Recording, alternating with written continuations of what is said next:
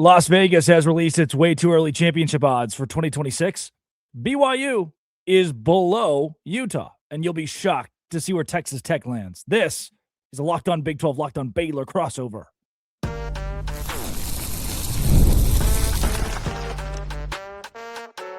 You are Locked On Big 12, your daily podcast on the Big 12 Conference. Part of the Locked On Podcast Network, your team every day. Hey. Welcome to Locked On Big 12, Locked On Baylor. Some days, it's Wednesday, which is my least favorite day of the week, by the way. It's just some days it's Thursday. Some places it's Thursday. Correct. Some parts of the world. Which Thursday is my favorite day of the week. So depending on when you're listening to this, good for you. Locked On Big 12, Locked On Baylor. Thanks for making our shows your first listen every single day. Let's just do it. Let's just do the thing here. We don't give you enough transparency sometimes. I'm going to tell you about BYU and Utah, Texas Tech, Baylor, and where they sit, right, for Las Vegas is way too early. But Cam's microphone broke, so he's having a bad day. He's having a frustrating day. I'm having a meltdown, bro. Parents would call this a tantrum. Yeah. This is why I'm not procreating. We're going to let him feel his truth. His frontal lobe is fully developed. On my end of things, I am having the sick, which happens like once every 3 weeks for me. It's probably because I drink too many energy drinks and Yoo-hoo out of a can. And just got an update. I did not, for the Savannah Bananas, which I work for, submit my ramp per diems. So I terminated $65, $165, $100. The list goes on of per diem that I failed to submit, and it expired. On top of that, I got a speeding ticket in Ewatamba County, Mississippi. Worthless. Bad place to be.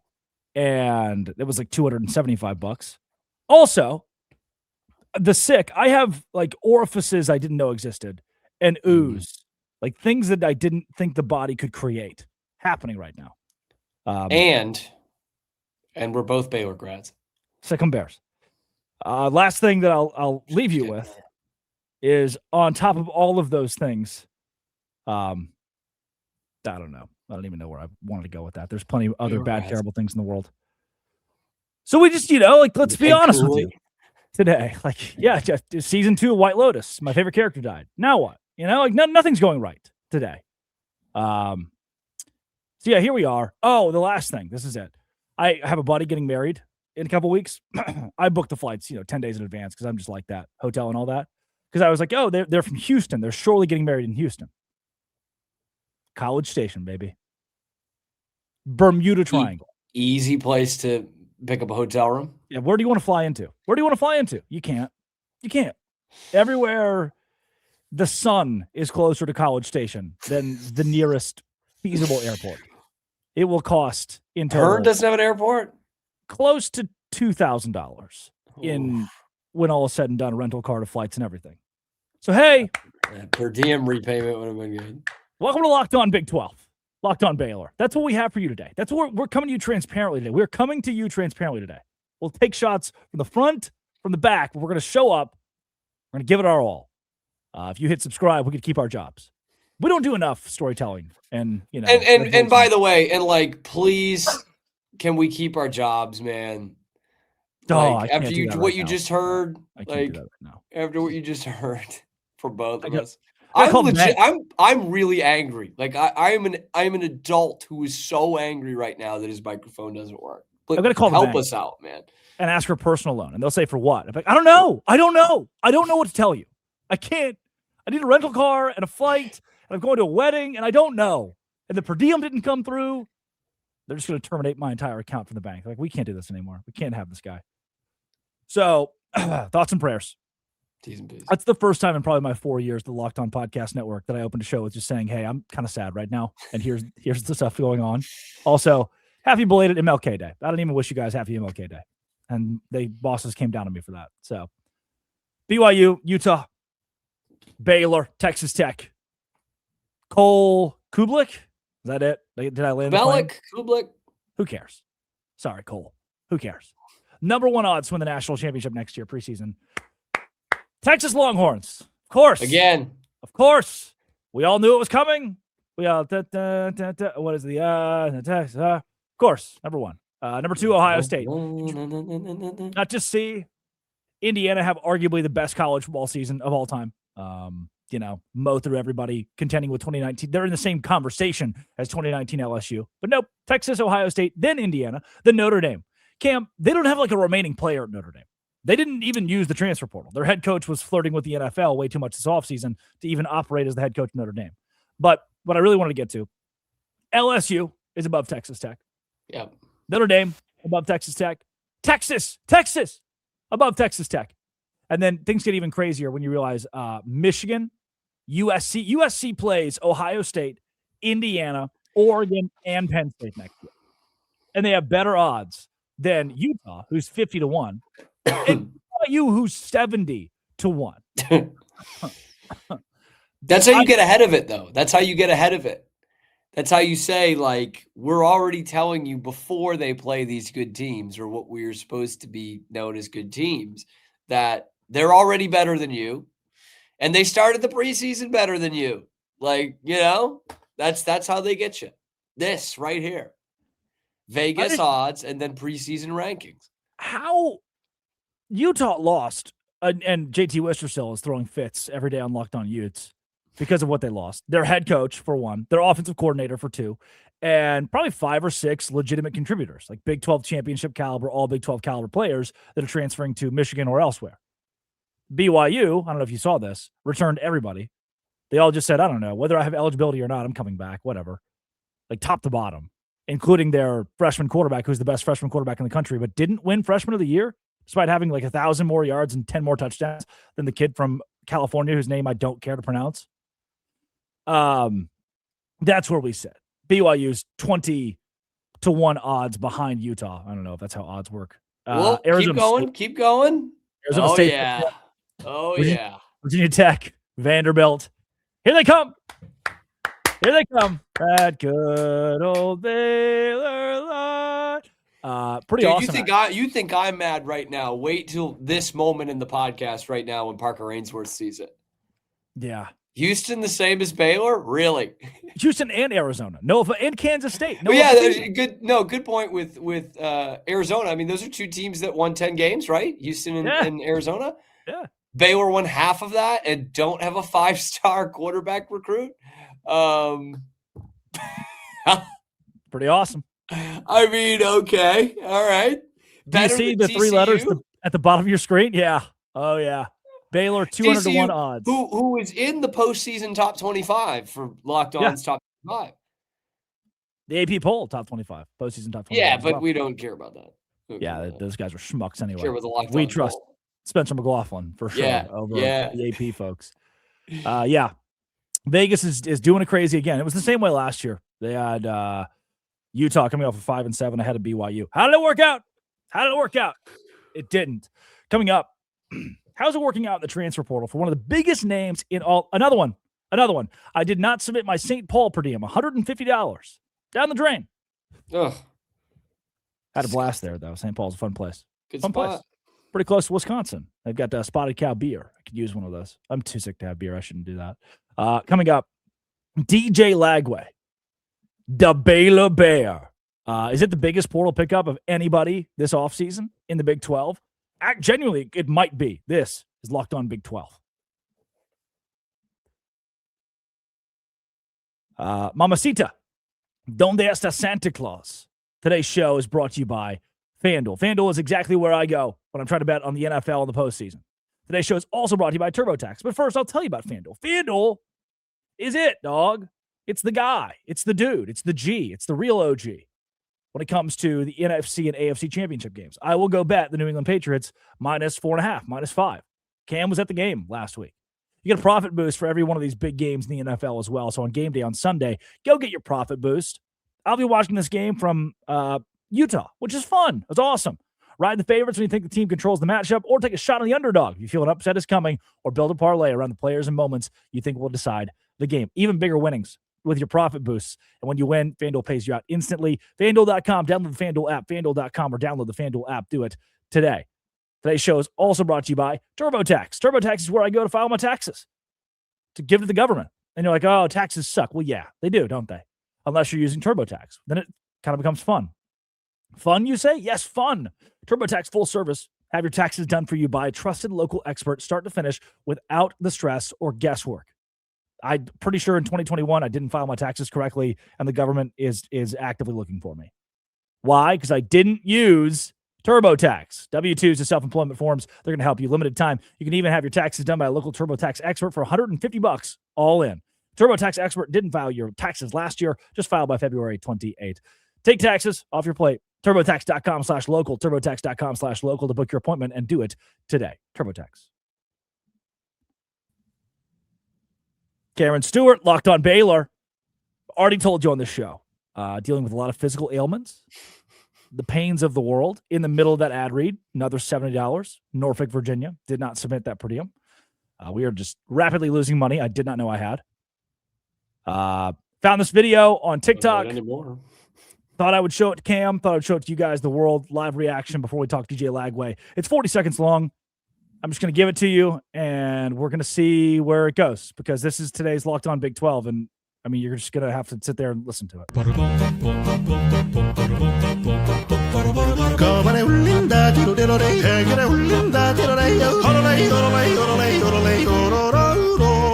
검은 그림자 내 안에 깨어나 헐라라라 보라는 눈에 불꽃이 튄다 그녀 곁에서 모두 다 물러나 아 이제 조금씩 새로워진다 나르르 두르르르 정대 나르르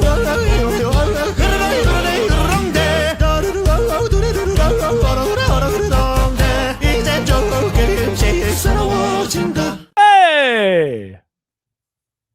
I'm wondering where I can get that kind of content at a very early hour in the morning. That is Charming Joe. Driving to work, perhaps. Charming Joe from TikTok. 40 seconds of a man of Asian descent who is yodeling, and I saw it and I thought I need to do that. In the middle of that video, by the way, another per diem notification. So we're steadily, the stock is declining and I can't cancel the stock. I can't sell. I'm stuck. Melissa scored again. So that's how the Anakai. Very inside joke. Yeah, the Anakai scored again. Would have been better. You should have gone Anna right there. Two women's names, both referring to high school football teams. You know, we asked. Those are the teams' names, by the way. Yeah. We asked Reggie. He's the Bananas motivational coach, Savannah Bananas motivational coach. And Reggie's been with the organization for, decades now, since before they were the Bananas. And, Reggie is lifeblood of the program, right? No doubt. He's that guy that brings the energy every day to the clubhouse. And we asked Reggie, hey, Reg, name a woman. And he said, oof. We get back to you. Oof. He gave it a while, and he said, Marissa. Yep. Yeah. That was the task, and you did it. I can't. Reginald Horton, man. Reginald H. Horton. You've done it. Marissa. Yep. And you know what? He got his per diem in. He did. You didn't. St. Louis, $165. By the way, real-time reaction. Carlos Beltran, Andrew Jones, and Jeff Kent, Hall of Famers. Yeah, man, I can just remember watching all those Jeff Kent games as a kid and being like, man, Cooperstown. I'm telling my kids I watched him just like I did with Scott Rowland, man. Mike Messina. Yeah. Messina's got a better shot than those surely guys. They'll put Kent next to the Savannah Bananas display in the Hall of Fame in Cooperstown. Surely they'll do that if Mike Pence has the courage. DJ Lagway's a Baylor Bear. Yeah. That is one of 22. What about the other 21? I'm not trying. This is not a dour conversation. I was on with Aaron and Ward, ESPN Central Texas. It's like, this is great for Baylor. DJ Lagway is great for Baylor, objectively. It's really cool. Yeah. Maybe the best player in the portal, although all the recruiting services docked him because he's going to Baylor and not Miami. Yeah. That said, are the pieces there around him, or do you need 22 DJ Lagways? I mean, that could help, man. He's a heck of an athlete. That would help. Are the pieces there around him to be a 500 team? Yeah, at best. Okay. We're talking about maxing out the game slots. At best? You cover a 500 team, you think? Well, I didn't this past year. Or 2 years ago. And in my time, it's probably right about that in my time at Locked On Baylor. I said they had a ceiling of 9 wins. Is that crazy? This year? I need to see a lot more in the portal. Like this is going to need to be a lot of young guys kind of making that next step. Like I do think there's still a good, like the last 2 recruiting classes. Well, this one kind of fell apart at the end, but the 25 recruiting class was a good one, man. And there's still a lot of those pieces there, especially skill position guys.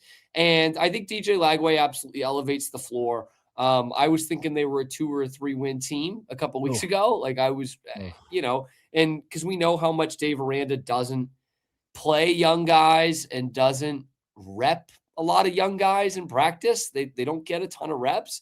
And so kind of like what we saw in 23, a lot of guys were thrown into the fire and it didn't go well. They got burned and they went 3-9.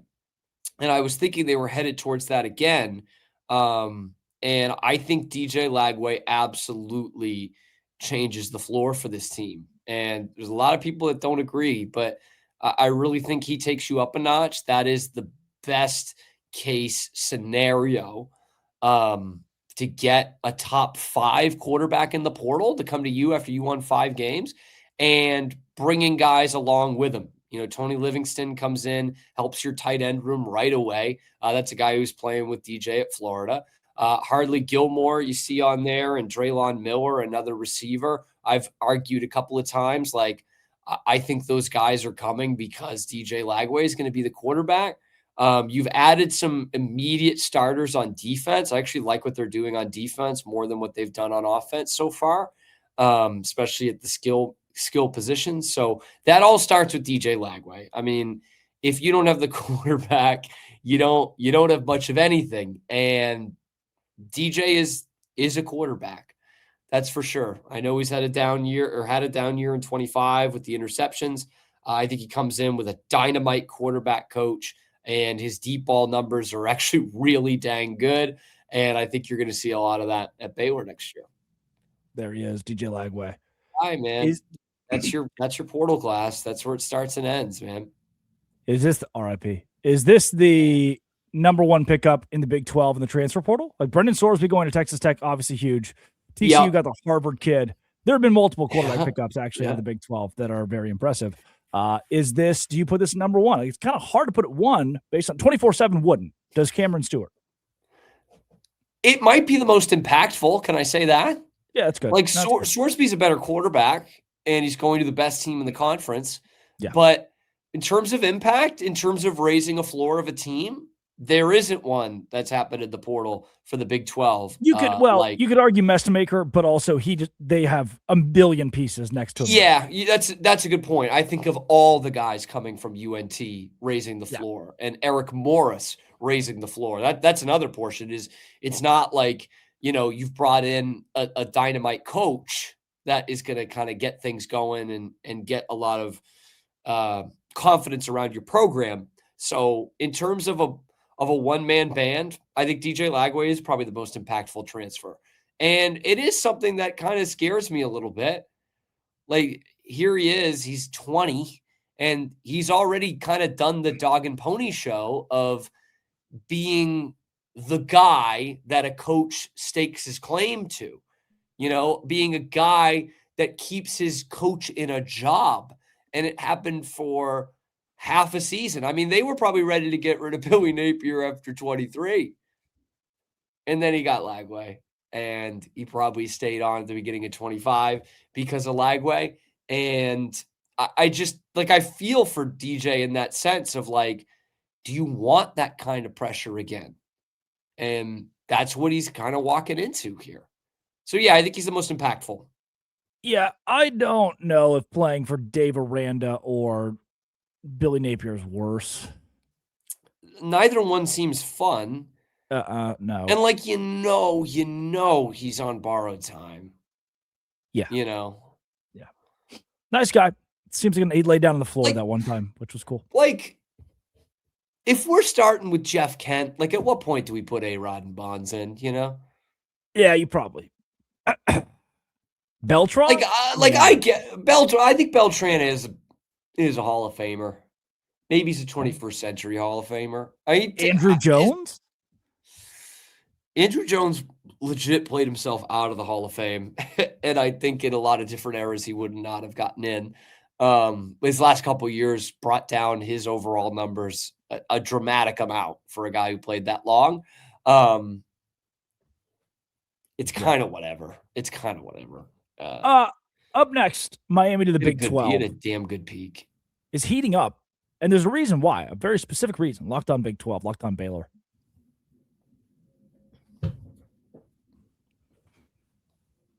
This should come as no shock to you. Indiana outclassed, their fan base outclassed Miami in the national championship in a game played at the home stadium of the Hurricanes. Scale of 1 to good, that's not at all for the U. So on top of that, there's a really good tweet from Immaculate View on Twitter.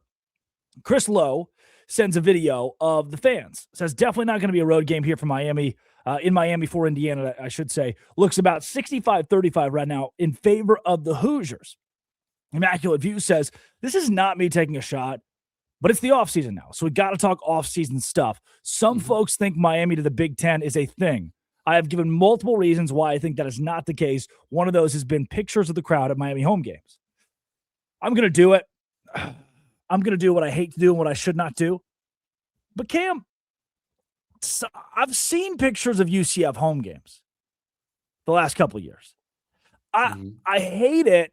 I've seen pictures of Houston home games, probably a better example, double-digit win team, and their fan base just in look, they're behind the 8 ball because the Astros, the Rockets, the Texans, the Houston Symphony Orchestra, people want to go see those over a Houston football game.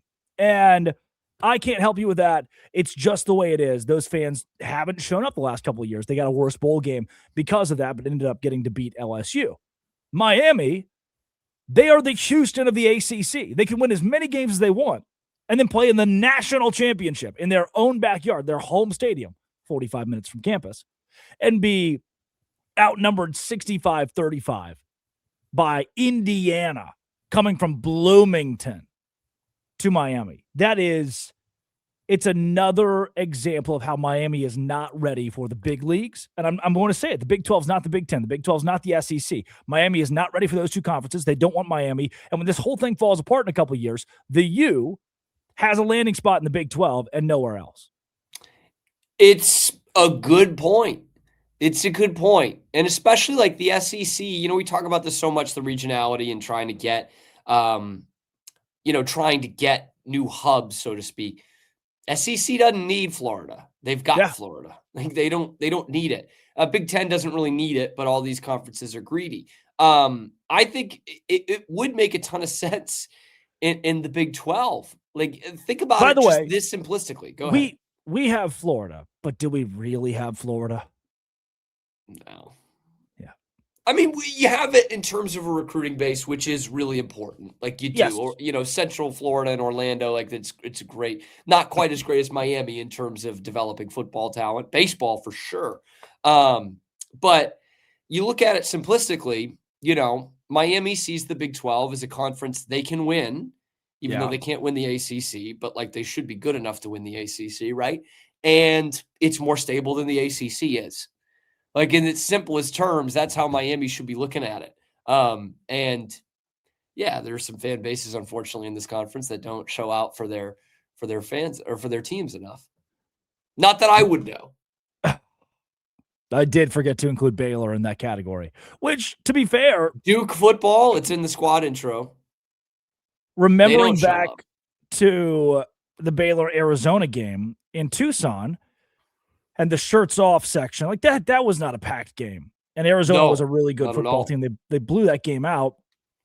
Half the Big 12 fan bases aren't going to sell out unless their team is a national championship contender. Now, the same goes for Fayetteville, Arkansas, for Starkville, Mississippi, We've seen it in the Matt Luke years at Oxford, Mississippi, Vanderbilt for sure. Like, it's not just the Big 12. There are leagues and schools that do not show up. But if your brand is Miami and you're claiming, oh, we're the U, we have Michael Irvin, who made his presence known, who, was very active off the field for Miami this week.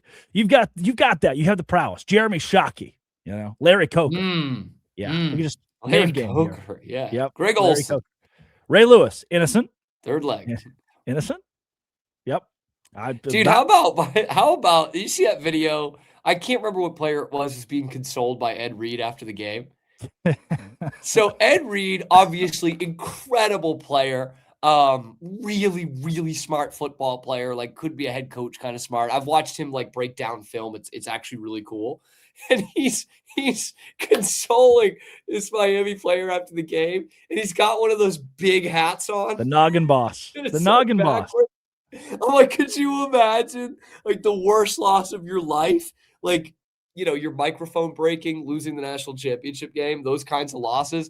And this dude is the one putting his arm around your shoulder. He's kind of far away because you're wearing a helmet and he's wearing something 3 times the size of a helmet.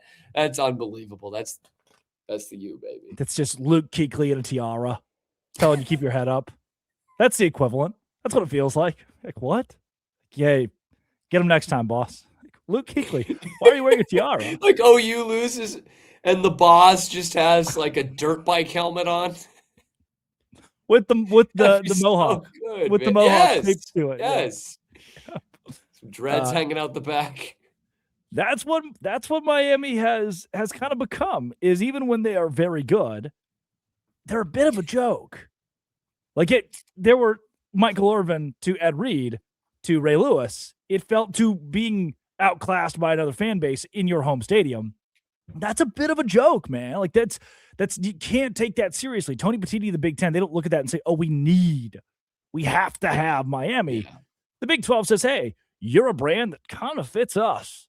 Like we have been, the Big 12 and Miami have been to the exact same number of national championship games in the last 4 years and have won the exact same number of national championship games the last 4 years. So to me, you put the category, Miami in the category of Big 12 team moving forward, similar to Louisville. Louisville, Miami, very similar. Very similar. Yeah, I'll give Miami some credit here. Like, I don't know, Louisville shows up to the games. I know, but Miami comes in and they bring a legitimacy, which I hate using. But they bring a legitimacy as a team that can make the college football playoff and a brand that is strong enough to make the college football playoff. Because again, like, credit to them for getting there. It was a heck of a run to make the title game. But based on the things that we grade the other teams on, they probably shouldn't have been in the playoff at all. Like, they shouldn't have been in the 12-team field. Credit to them for continuing to win and taking out, SEC teams on the way. Credit. But like that is something that the Big 12, I think, really, really craves right now. Were they a better team than BYU this year by the metrics that we base most of the other teams off of? No, they weren't. Correct. But you're right. They come in here and they have that kind of reputation, which Clemson carried in the ACC for the better part of the last decade, and Miami does too. Like, having them on your schedule, if nothing else, it's rising tide that's raising all boats in this conference. Louisville, while competitive and have a good fan support, have good facilities, decent NIL, getting better at basketball again, like that. Those are all good things, and I think would be good things for the conference. But Miami in football brings a helmet sticker that raises the profile, whether they're good or not. Yep.